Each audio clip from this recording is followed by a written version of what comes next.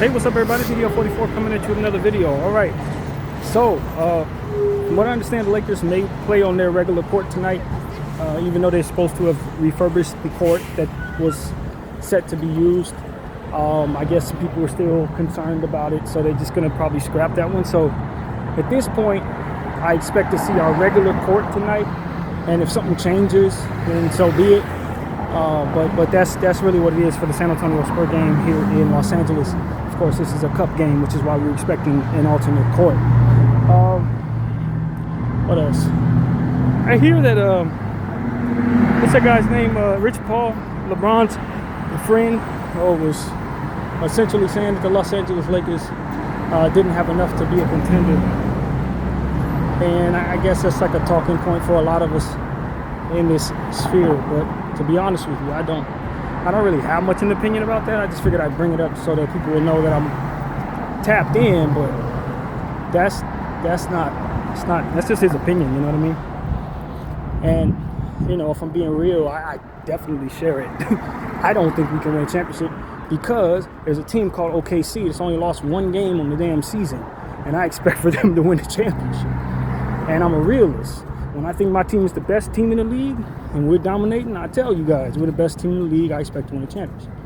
When I think we're second best or third best team in the league, then I say I think we're second best or third best team in the league. I think we're second best or third best team in the league, honestly. I guess this is where we happen to fall. And I don't think anybody outside of OKC has enough to win a championship because I don't think anybody can beat OKC. So what do? Panic? I think our team could use some refurbishing in some key areas, maybe getting one more guard to slip in front of Gabe Vincent, maybe getting that wing that everybody's excited about, although I'm not giving up a first-round pick for Herb Jones. It's not happening. I wouldn't want to give up Dalton Connect for him either. He's just not worth that to me at all, not even close, actually. So for me, it's like I'm kind of like, hey, man, we can find that piece elsewhere. We don't have to go after the big name role player Herb Jones. Is going to cost more because of his name. You know, they got some guys out there that I've been pointing out in different situations. There's a guy in Cleveland I'm interested in. A guy in Philadelphia. They don't have names, but they got the body, the size, the length, and the opportunity should be there for them if they were to come to this team to have a bigger role. So it's like there's guys out there on the back of certain benches that can fill that role that are going to do the same thing I expect Herb Jones to do. Give the same production that we're going to pay full price for Herb Jones. We can get out of those youngsters if we can just pry them away from these teams. So, like, that's my mentality. I'm not interested in Herb Jones. I'm interested in the guy you never heard of that has the same body type as Herb Jones. You see what I'm saying? And then I'll pay half the price for him instead of price and a half for Herb. That's just how I think. So for me, it's like, nah, I'm cool on Herb Jones, y'all. I've already made that very clear. But if the Lakers bring Herb Jones in, I'll welcome him. I'm not against the player. I'm just against the price tag. I am not interested in giving up Dalton Connect, Gabe Vincent expiring, and a first-round pick, which is what's being thrown out there. Nah, hell no. God no. Like, absolutely not. And luckily enough, our front office is being aligned with my thinking as it pertains to the price tag on things. We have not pulled the trigger on any of these rumored deals because these price tags suck. And so I'm very confident that we ain't gonna make that deal. Not that one. Now, if we happen to land Herb Jones, it ain't gonna be for that price. Or we would be otherwise going against what I think is a strong, hard line against certain price tags, despite the rumors. So, yeah, I do expect for the Lakers to get them a nice little wing or a nice, strong wing prospect. But us paying for the name Herb Jones is out. Is out. Absolutely out. I would tell the Lakers absolutely not. I'm not playing for Andrew Wiggins, the name, giving up a first-round pick when I could draft that same prospect type with that draft pick. If push comes to shove, if we have that pick, it might be a better player than that. And we might have more pressing needs at that point. So no, don't give up draft picks to get a role player that's going to be your 7th, 8th guy who's likely going to miss 40 games from here. Nah, don't do that. Hold on to your pick until you see something you absolutely love. Because at the end of the day, we draw a hard line on picks because look what we were able to get with our last first-round pick traded. Luka Doncic came for 1 first-round pick and 2 players. Now, what level are those players? That's your business. We talk about that another time. But the point is, we held out on our picks and we gave one of them away in a deal that we won. I'm not interested in giving away picks in a deal that I expect to lose, so that I can have a team that's a little better than it is right now, but not good enough still to beat OKC. Hell no, we ain't doing it. So that's my point of view on that. No on Herb Jones. Yes on finding that prospect. Yes on finding that 6'8" wing that can defend. Yes. But no, we don't need to necessarily go after the name, because that's exactly what you're paying for, is a name. And it's just like real estate in Los Angeles. You're paying for the address, fam. You're not actually paying for the neighborhood. It's Los Angeles, so you're gonna pay triple the amount that you would pay if it were Memphis. You're paying for the address. You're paying to say you're in Los Angeles. You're not necessarily paying to enjoy paying in Los Angeles, if that makes any sense. So no, we're not doing that. We're not doing that. We gotta make some sense of what we're doing. Gotta be responsible with our assets here in Los Angeles with the Lakers. So that's why I don't think the Lakers are actually going to make the move on Herb Jones unless they're getting back a significant more amount than what it is that's being rumored out there. Now, if we can get Trey Murphy and Herb Jones, then I'll part ways with that first round pick. You feel me? But not just to get Herb. Hell no. Hell. So that's my point of view on that. If the move ain't going to make us good enough to beat OKC, then we bet not lose the trade on the move. That's my point of view. Win the trade, man. Win the trade. And that's the most important thing in my opinion. Win the trade. So, that's what I want to say. Looking forward to tonight's game against San Antonio. I think the Lakers have a great shot at winning, but I do find myself a little concerned about teams that have these type of three-headed monster guard players that can come after you, and then a bunch of defenders and three-point shooters. This San Antonio team is currently constructed. If they play at a high enough level, they can make us concerned about what happens tonight. And they are a team that does tend to play at a high enough level. So that's just something I want to say. Whether Wemby's out there or not, we need to attack them in their weak spots, or else we could find ourselves losing this game. What did we just figure out their weak spot was this morning? Interior defense. They are giving up a lot of points in the paint right now, consistently. 80-something against New Orleans, and 80-something against the team they saw before that. I don't remember exactly who. I think it was Cleveland. So, given that that's the case, that's a recipe for success for us. They tend to shoot the three a lot. They tend to hit a nice percentage of them right now, especially without Wemby, with their guards, and with Harrison Barnes shooting the way that he's shooting. Keldon Johnson's in a nice rhythm right now. They're shooting above 38% from three on heavy volume. Heavy being like above 38 attempts. So if we're not ready to guard the perimeter tonight, we could be caught off guard by a San Antonio team that could beat us. That's just something I want to say there. So yeah, man, that's really what it is. To keep our eyes open for Stephon Castle and the Swiss Army knife that he is, getting all types of assists, steals, points, rebounds, defending well, driving at the rim, getting to the line. As soon as he figures out how to shoot the ball, he's going to be a really, really difficult player to deal with. He's already really difficult, but at least you can count on him not really shooting very well. But if you see him shooting above 40% in any given season, I can bet you that's going to be an all-star year for Stephon Castle, because he just does too much good in other areas. And so with him coming back into the rotation with San Antonio, I think it may skewer the thoughts about them being a pure three-point shooting team a little bit, but it heightens their ability to get assists, which they've been struggling with over the last several games. It just makes their team a bit more together, I guess is what you could say. He's a Swiss Army knife, connective type of piece. You can account for 5 assists there, 6 assists, maybe even more, depending on what type of night he's having in that category. And then Dylan Harper is a good player in that regard. He's probably going to account for more scoring and driving at the rim, but he's going to get other people involved as well.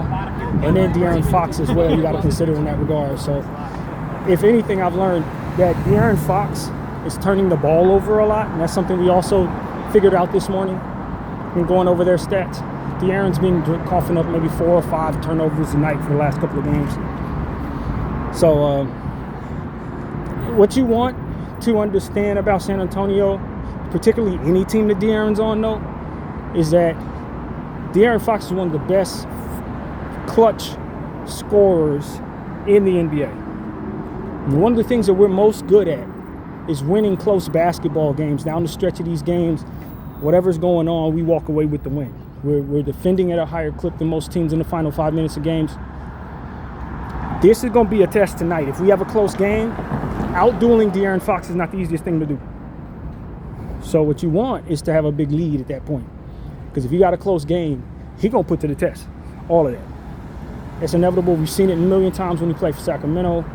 And none of that's changed. None of that has changed. And so that's what I want to say. We need to be very careful. Stakes are high. These guys know there's $500,000 on the line for anybody who wins this tournament. So, and even then, winning this game secures you an opportunity at $100,000 at the very least for per player if you make it to one of these tournament games in the Vegas showdown. So, yeah, there's money on the line tonight. There's money on the line tonight, and we got some hungry young players that ain't made their money yet. You know what I'm saying? $500,000 still a lot of money for these guys who haven't made the big contracts yet. Dylan Harper, some of their young players, they're millionaires, yes, but not the type of millionaires that the big guys make. They'll have that money later, so they're going to have their hustle hat on tonight, and they're going to want to win this game off the strength of securing those dollars. So that's something I'd say. This is going to be a playoff atmosphere for real. Wemby or no Wemby, San Antonio's coming for blood, and you better know that. And LA better be ready for that. And so there's a couple things that I'm considering. One being, it's going to be a tough task keeping Luke Kornet off the glass. He's not really defending in the paint very well, but he sure is getting second chance buckets, second chance rebounds, offensive rebounds. He's been doing pretty good over the last couple of games, so that's a highlight on the notes that we took this morning as well. What else is going on? San Antonio's not really turning the ball over a lot outside of De'Aaron Fox, but bringing back Stephon Castle, I think, heightens that a little bit. But some of their other players are not turning the ball over at all, which has been interesting over the last 5 games.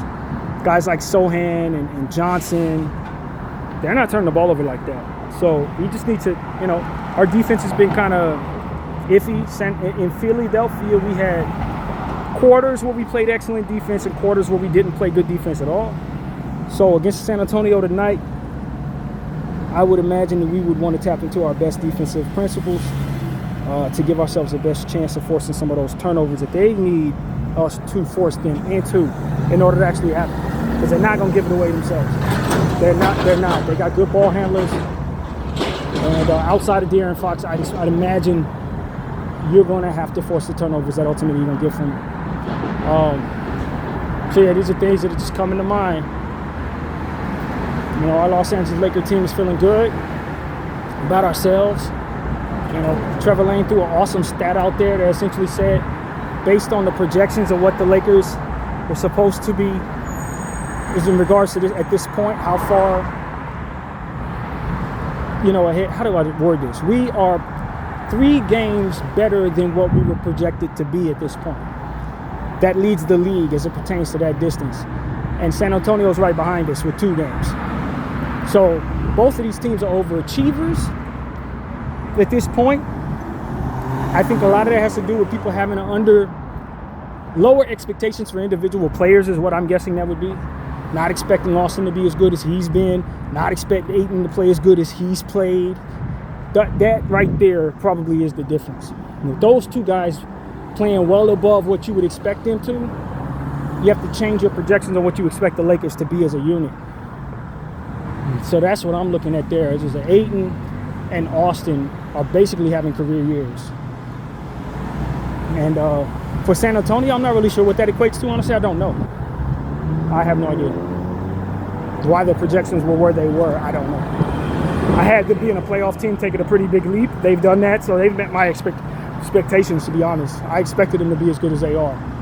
So it is what it is. But we're really proud of our guys playing well and stepping in and really being helpful. And it's going to be good to have Marcus Smart back out there tonight, man. We've missed him for the last several games. He's been out, and I don't think it's any coincidence that we've been just above 500 in those games. I think he's been out for, 5 games? 6 games, something like that. And we've won, 2 of our last 4 games or something like that. I don't think it's a coincidence of him being out, us not winning this game.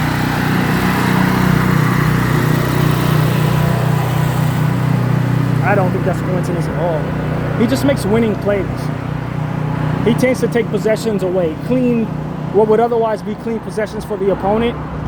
He's able to snatch from them by fishing for fouls a lot of the times, or coming up with steals. Fishing for offensive fouls is something that I've really enjoyed watching him do. He'd just fly off of a guy, and all of a sudden, we get the ball back in our hands. Like, those possessions are really the difference when you break it down a lot of times in winning and losing. Because if they connect on those possessions, we're not that great of a defensive team consistently to really be able to overcome all of that all the time. When teams are able to get clean possessions, we don't tend to defend that great in those possessions all the time. So if we can come up with those type of possessions that we don't have to exert a lot of energy, but still manage to just take the ball from the other team, yeah, those are key. And he's able to get those. I think that's also something that we tend not to allow ourselves an opportunity at when sitting Jarred Vanderbilt, which is also something that you have to look at when considering how the Lakers have been doing over the last several games and our record being basically 500 over the last 4 games. We gave Vando a few minutes in the last game. We won the game, but there's been a good portion of the games that we've been losing. Vanderbilt ain't played at all, and neither has Marcus Smart. So what you end up having is more or less clean, and what I mean by clean defense is your team playing their best defense and either coming up with a stop or not, as opposed to grifting fouls, so to speak, providing you extra possessions. You're removing the 2 players that are best for giving you those extra possessions on the defensive end. Vando comes up with these miraculous steals. Marcus Smart does as well. So it's like that's easy defense. That's what you call easy, effective defense. I don't have to exert too much. I don't have to do too much.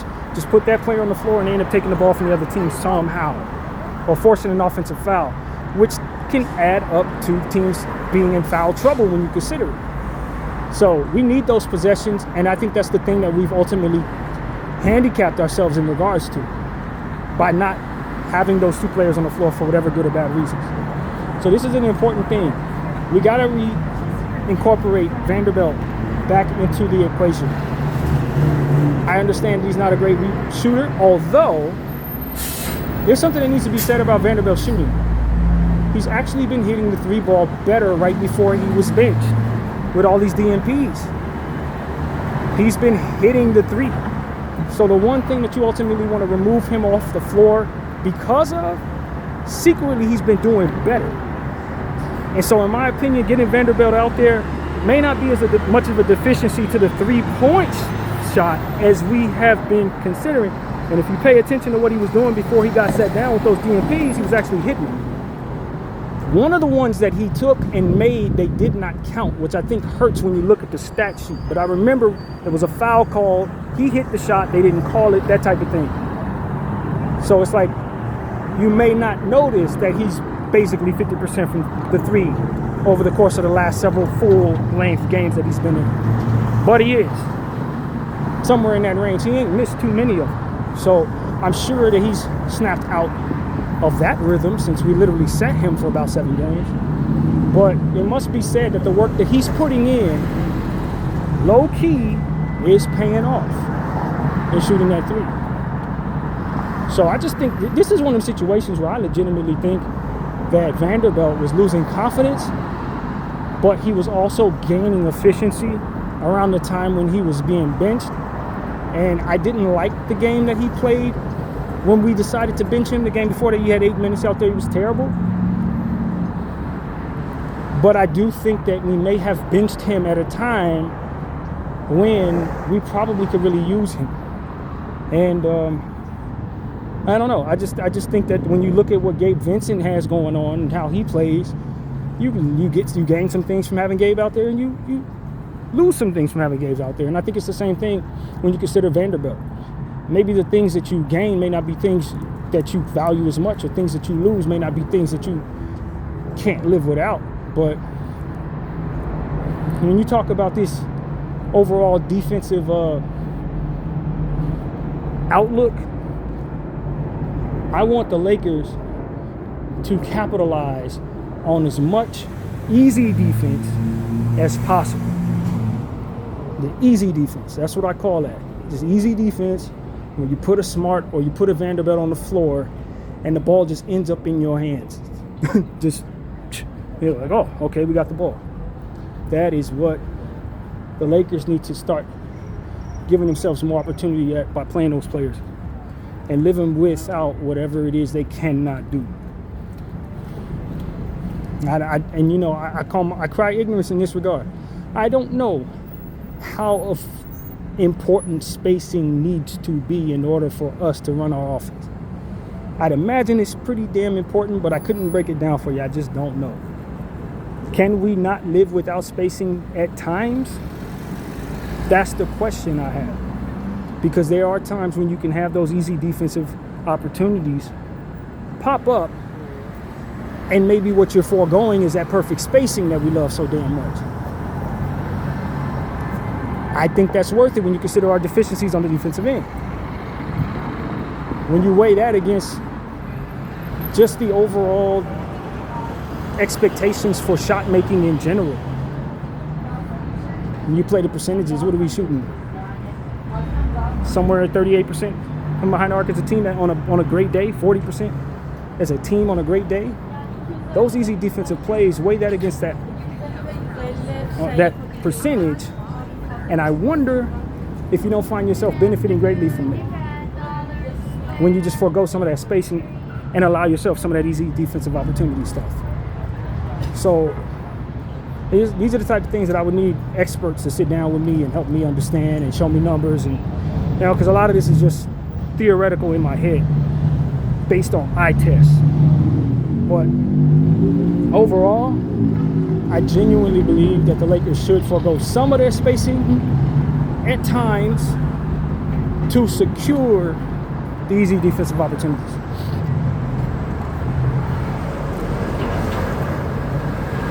And whatever it is that Gabe Vincent does out there that's so great, that JJ loves so much,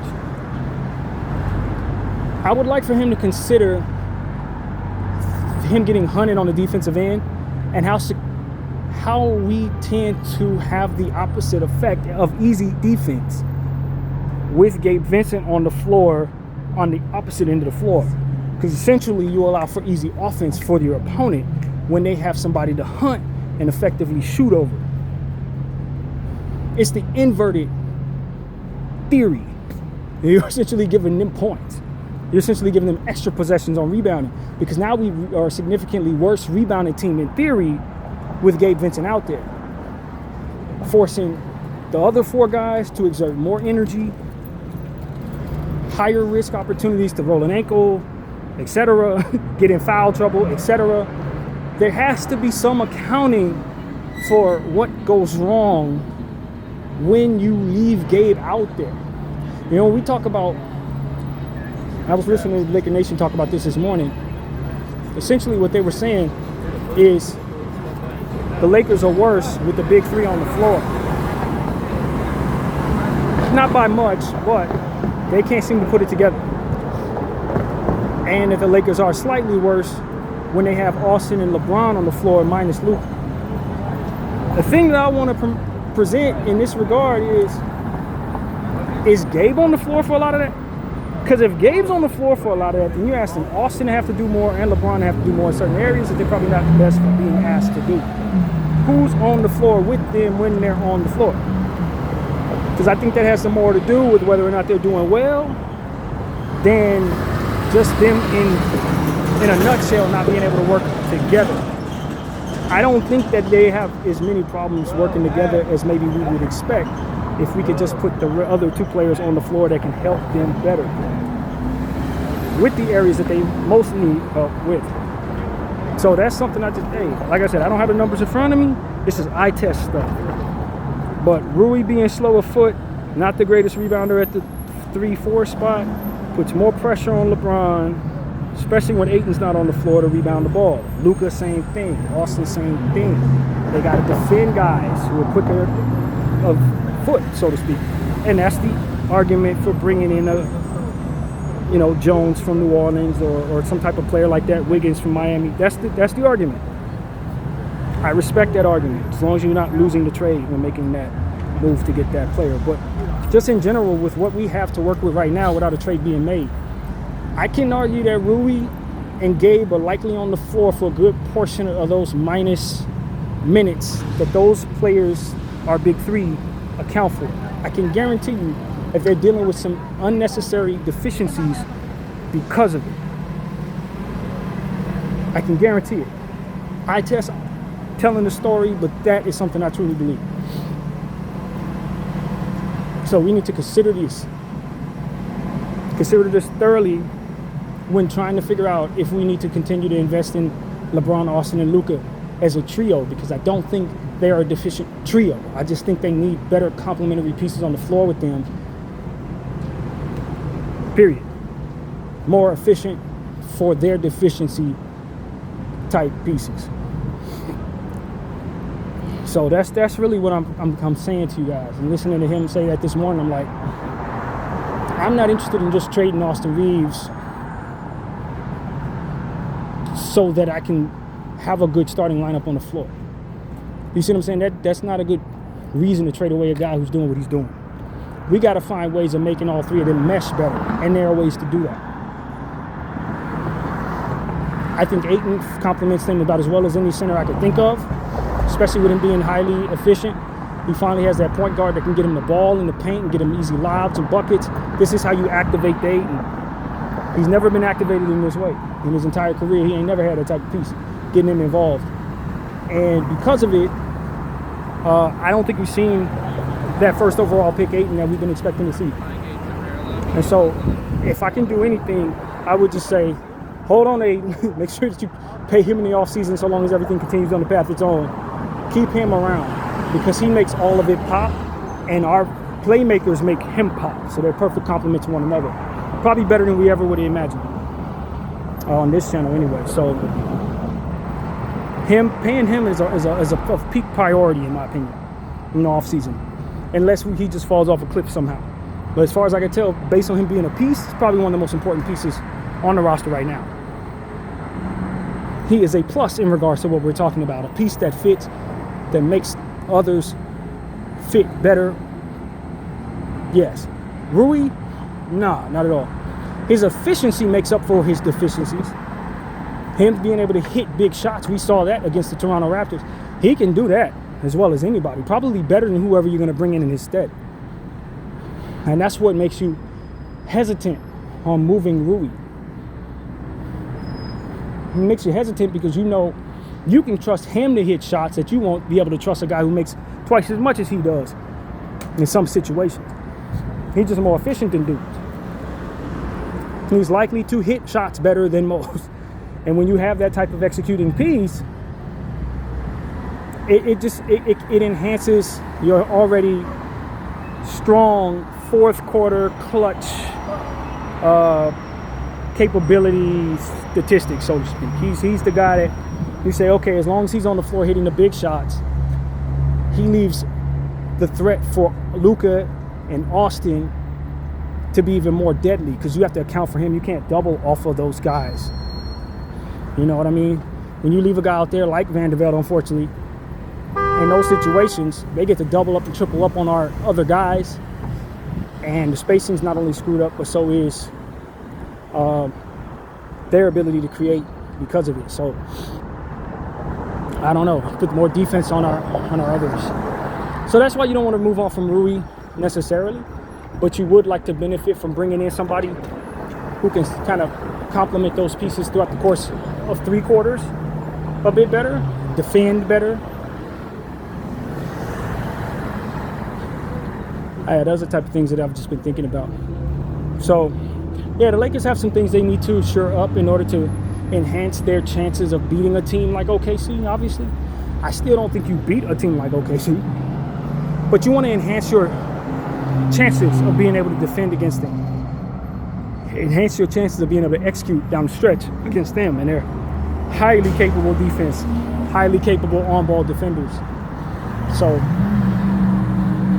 we consider you to try to figure out what's the Lakers' best chance of doing that. I think it's finding ways of inserting that piece that we're all after, and that Jones piece or whatever. We need that piece. But also removing Gabe Vincent, straight up remove him, and maybe finding some work from the guys in the G League, man. Kobe Buffkin had a 43-point game in the G League a couple days ago. Saw highlights of that this morning.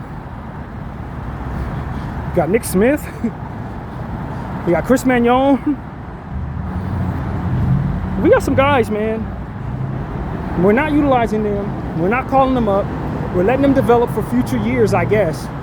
Which, I love development. Development is something I preach on this channel all the time. But when I have pressing needs, I sometimes need to take my developing prospects and slot them into those areas of need. They're on the team, man. They're available to call up. I don't have to run around with Gabe Vincent and he's struggling. I really don't. I don't have to run around with Maxi Kleber and he may be struggling. I really don't. It's not necessary that I do that as if I don't have these prospects available to me. And so that's what I say to the Lakers. Drew Timmy, what's up with him? I don't have to walk around with you. Really think Drew Timmy can't give you the same production that Maxi Kleber's giving you? You sure you can't get that exact same production? I wonder if the Lakers are not just kind of playing a different game in regards to letting guys who are on contract play, veterans play. I think they're playing a different game. They're playing the I do right by guys who sign deals with us game. As an organization that may hold some value, but as it pertains to what we're looking at, it's a deficiency. What it is that we're looking at is basketball on the floor, and I'm just not better for prioritizing those things over giving my team their best complementary pieces. So that's my thing. I think the Lakers are playing a different game with this Gabe Vincent stuff. He signed a 3-year deal. We're trying to honor the deal. We're giving him the minutes that he's earned as a veteran, and sending him whistleblowing, not whistleblowing, but sending out a message more or less that, hey, all vets, we will do right by you. All future vets, this is what you can expect, whether you're struggling or not. We'll give you your minutes. That's what I think is happening there. Because nothing about what we're seeing on the eye test or the numbers is telling us that we're better for playing Gabe Vincent, and we do have other options. So that's really my thing. That's my thing. And I'm not the only person singing that tune. There are a lot of people on the internet singing that exact same tune. So, hopefully the Lakers can find a good trade for Gabe. I think there's a good argument for playing him so that you could play this trade value up. I think that's probably the best argument for playing him. Maybe that's what the Lakers are doing. Are they playing this trade value up? No. The more people see him, the less they want him on their team if they're looking at what I'm looking at. So no, it's not working. It's not working. I don't know, man. Every year the Lakers have a guy that we're playing in rotation that I just feel we're best for not, and have the option to not, but still do. It's something we've been doing for what, 4 years now? Got the span of like 3 coaches. I just really want the Lakers to consider how fatigued your fan base is with that dynamic. That's what I want people to understand. We're tired of certain things that we've been seeing for several years, and that is probably at the top of the list. Right up there with bad coaching comes the overused, underperformed veteran that we just continue to use. I mean, every year, it's 1 or 2 guys that we use that way. And we're still in that cycle, Los Angeles. This year is Gabe. So I just want to say, like, there's a such thing as just fatigue, man. You just get tired of certain stuff. It wouldn't be that bad if this was the first year we were having this problem. But that we've been kind of dealing with this problem for 4 or 5 years with like 4 or 5 different players. I just think we're at a space where we're really fatigued with that dynamic, and we're probably exaggerating our frustration with it based on that fatigue. So that's what I want to say, man. It's to a point where it's like, yo, I'm not overly upset at Gabe Vincent. I've just been sick of seeing this type of dynamic for the last 4 years, yo. And that's really what it is. So we talk about Russell Westbrook. We talk about Taurean Prince. Every year, somebody. I can't remember who it would be last year, but it was somebody, I'm certain. So it just becomes a situation where Laker fans we're pretty tired of using guys that are not productive. If we can get productive players on the floor, we don't mind using them. If they're veterans, that makes it great for everything. But the fact that we have these non-producing players who provide us a size deficiency in a lot of cases just makes it very, very tiresome to watch over the course of several seasons. So, yeah, that's really what it is for me, man. I appreciate everybody for allowing me to get my Laker talk in. It's been a good day. Looking forward to this game at 7 p.m. Pacific, 10 p.m. Eastern here in Los Angeles. We hope to win and continue our quest toward the NBA Cup. And yeah, man, hopefully we can continue the fight, man. I don't want the week off that we're about to have if we don't. I don't want that. And I think the players may.